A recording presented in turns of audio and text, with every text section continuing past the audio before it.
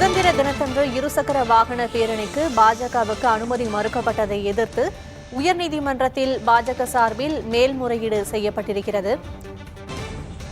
கூடுதல் விவரங்களை வழங்குவதற்காக செய்தியாளர் சுபையா இணைந்திருக்கிறார். சுபையா, பாஜகவின் இருசக்கர வாகன பேரணிக்கு அனுமதி மறுக்கப்பட்ட நிலையில் அவர்கள் முறையீடு செய்திருக்கிறார்கள். அந்த வழக்கும் இன்று மதியம் அவசர வழக்காக விசாரிக்கப்பட இருக்கிறது. அது குறித்த விவரம் என்ன?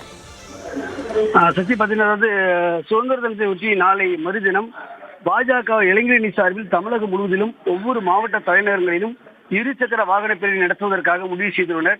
இதற்காக அனுமதி கேட்டு காவல்துறையிடம் மனு அளிக்கப்பட்டுள்ளது.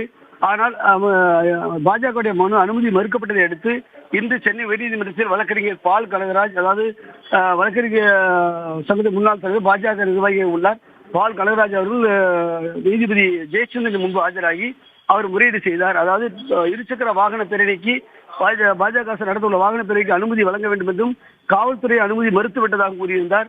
இதை அவசர வழக்காக எடுக்க வேண்டும் என்று கோரிக்கை விடுத்தார். நீதிபதி ஜெயச்சந்திரன் இந்த கோரிக்கை ஏற்றுக்கொண்டு இந்த வழக்கை பிற்பகல் 2:15 மணிக்கு எடுப்பதாக தெரிவித்துள்ளார். இதனைத் தொடர்ந்து இந்த வழக்கு 2:15 மணிக்கு விசாரணைக்கு வருகிறது. இதற்கிடையே இன்னொரு வழக்கும் இந்து முன்னணி சார்பில் முறையீடு செய்யப்பட்டுள்ளது. அந்த வழக்கு பார்த்தீங்கன்னா, வங்கதேசத்தில் இந்துக்கள் படுகொலை செய்யப்படுவதாகவும் அதை கண்டித்து தமிழகம் முழுவதிலும் போராட்டம் நடத்துவதற்கு அனுமதி கேட்டிருப்பதாகவும் அந்த அனுமதி மறுக்கப்பட்டுள்ளதாக கூறி அவசர வழக்காக எடுக்க வேண்டும் என இந்து முன்னணி சார்பில் வழக்கறிஞர் கார்த்திகேயன் முறையீடு செய்தார்.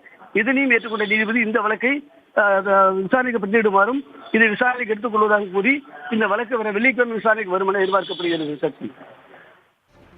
சுபையா, காவல்துறை இந்த இருசக்கர வாகன பேரணிக்கு அனுமதி மறுத்த நிலையில் தற்போது பாஜக மேல்முறையீடு செய்திருக்கிறது. இன்று அவசர வழக்காக விசாரிக்கப்படும் என்றும் நீதிபதிகள் தெரிவித்திருக்கிறார்கள். விவரங்களை வழங்கியதற்கு நன்றி.